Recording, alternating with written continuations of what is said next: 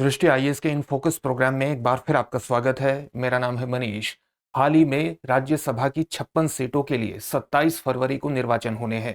15 तारीख नामांकन दाखिल करने की अंतिम तारीख है। इसलिए राज्यसभा के चुनाव की प्रक्रिया को जानना आईएएस एग्जामिनेशन के लिहाज से विशेष रूप से महत्वपूर्ण हो जाता है और इसीलिए आज इन फोकस में हम इसी मुद्दे पर चर्चा करेंगे। हमारे टॉपिक का नाम होगा कैसे होता है राज्यसभा सदस्यों का चुनाव।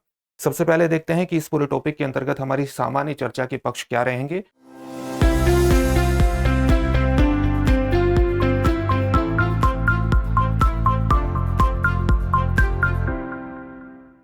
सबसे पहले हमने उस खबर को जान लिया है जिसके कारण ये पूरा टॉपिक चर्चा में है, यानी 27 फरवरी को राज्यसभा के सदस्यों के लिए निर्वाचन होना है और इसीलिए ये पूरा टॉपिक चर्चा में है। इसलिए हम राज्यसभा की सामान्य गठन को जानेंगे। इसके बाद देखेंगे कि राज्यसभा के सदस्यों का चुनाव किस प्रक्रिया के तहत होता है, उसका अगर कोई फॉर्मूला है तो उस फॉर्मूले को भी जानने का प्रयास करेंगे।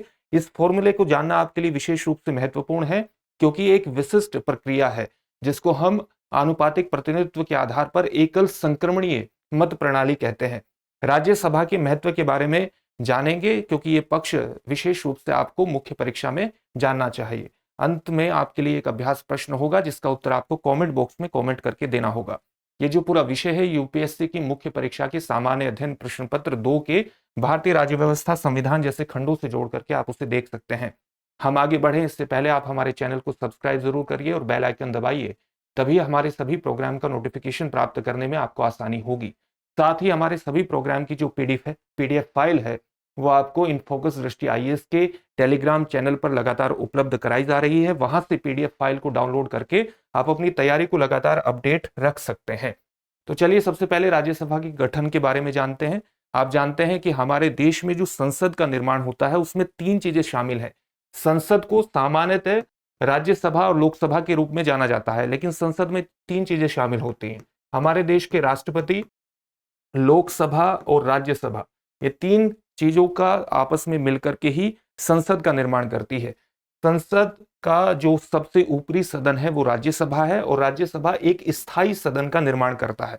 इसके सदस्यों का चुनाव 6 वर्ष के लिए होता है और 1/3 सदस्य यानी 33% सदस्य हर 2 वर्ष बाद सेवानिवृत्त होते हैं और सेवानिवृत्त होने के कारण उनकी चुनाव प्रक्रिया हर वर्ष दो वर्ष बाद दोहराई जाती है।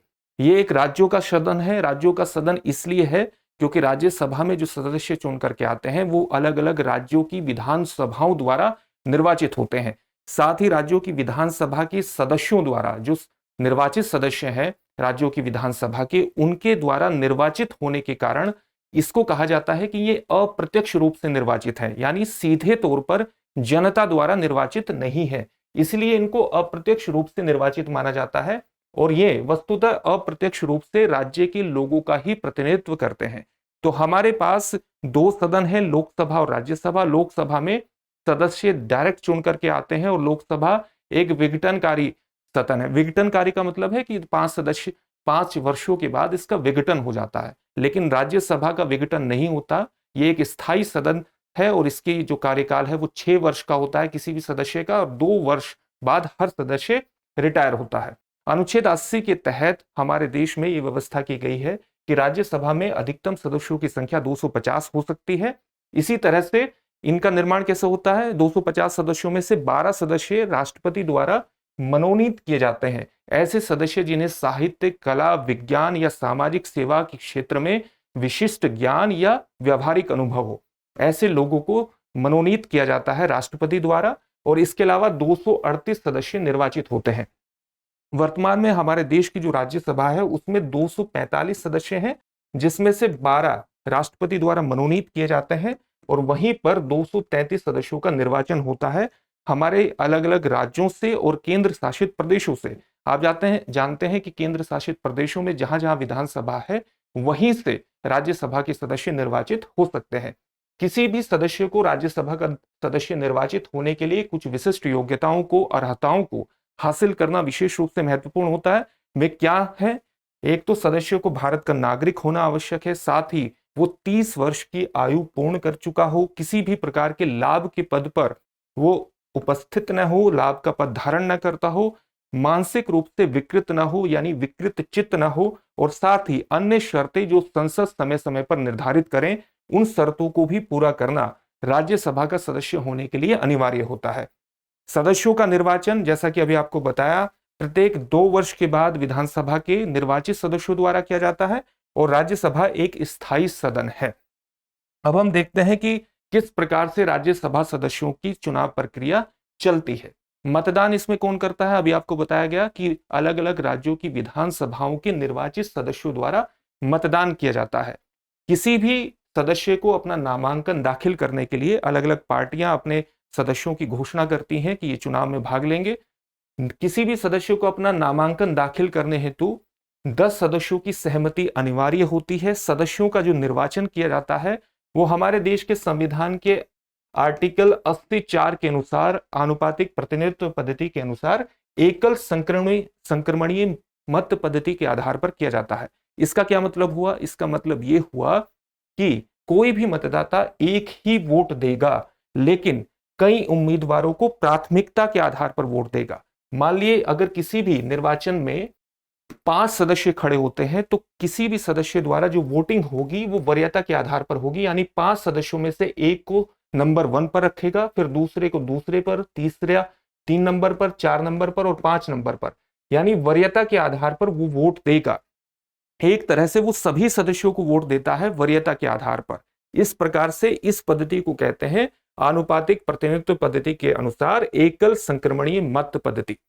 जीतने के लिए पहली वरीयता के वोटों की, यानी जो पहली वरीयता पर कोई भी सदस्य है उसके वोटों की एक निर्दिष्ट संख्या की आवश्यकता होती है। अभी हम ये निर्दिष्ट संख्या क्या होती है उसके बारे में जानेंगे, लेकिन एक निर्दिष्ट संख्या अगर कोई भी सदस्य पहली वरीयता के पर होने पर प्राप्त करता है तभी वो जीता घोषित किया जाएगा। यदि पहले दौर की गणना में किसी उम्मीदवार को ये निर्दिष्ट संख्या प्राप्त नहीं होती है तो दूसरी बार गणना होती है, और दूसरी बार गणना के आधार पर यह निर्धारित किया जाता है कि कौन उम्मीदवार जीतेगा।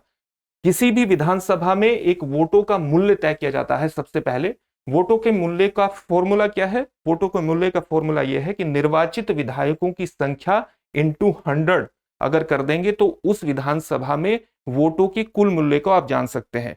साथ ही जैसा कि अभी आपको बताया गया था कि किसी भी पहली वरीयता प्राप्त उम्मीदवार को एक निर्दिष्ट संख्या अगर प्राप्त कर लेगा तभी वो जीता हुआ माना जाएगा। ये निर्दिष्ट संख्या क्या होती है? ये जीत के लिए एक कोटा के रूप में भी इसको परिभाषित किया जाता है। इसको कैसे निकाला जाएगा?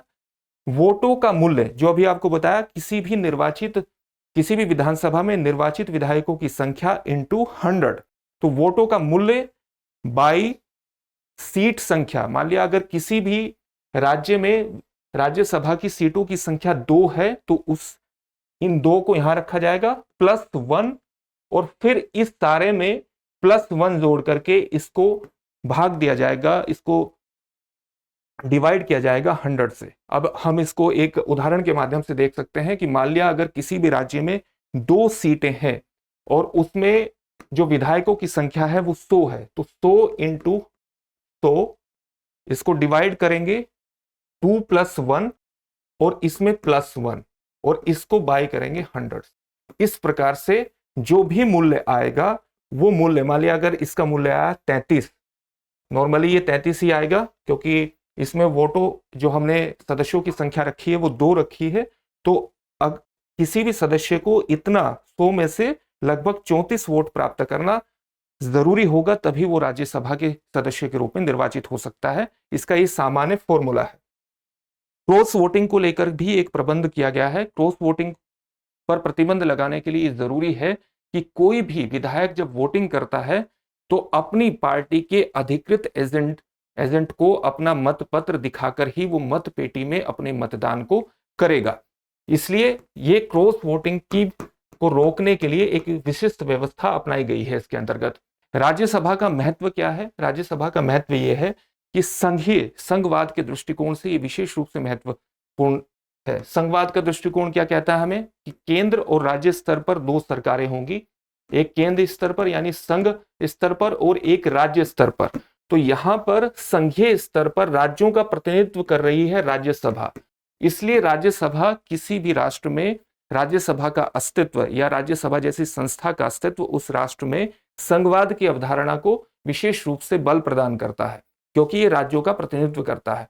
साथ ही संविधान संशोधन की जो प्रक्रियाएं अपनाई जाती है उसमें राज्य सभा लोकसभा के बराबर की हिस्सेदारी रखती है। इसके अंतर्गत भी इसका विशिष्ट महत्व है। अगर राज्य सूची के किसी विषय पर संसद कानून बनाना चाहती है तो राज्यसभा संसद को अधिकृत कर सकती है राज्य सूची के किसी विषय पर कानून बनाने के लिए आर्टिकल 249 के माध्यम से।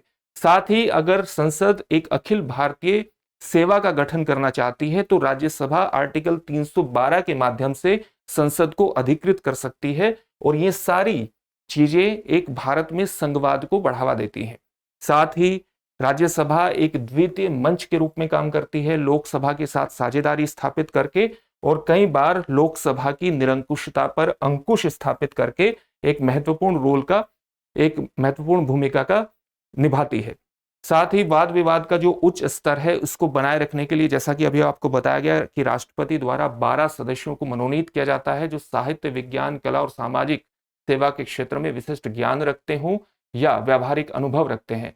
राज्यसभा में सामान्यतः उन्हीं सदस्यों को जाने की अनुमति दी जाती है जो अपने अपने क्षेत्रों के विशेषज्ञ होते हैं और इसलिए ये भारत में संवाद के एक नए स्तर को वहां पर गठित करने का प्रयास करते हैं और संसदीय संस्कृति को के उच्च स्तर को बनाए रखने का प्रयास करते हैं। राष्ट्रीय प्रतिभा को इस प्रकार से राष्ट्रीय विकास से जोड़ा जाता है।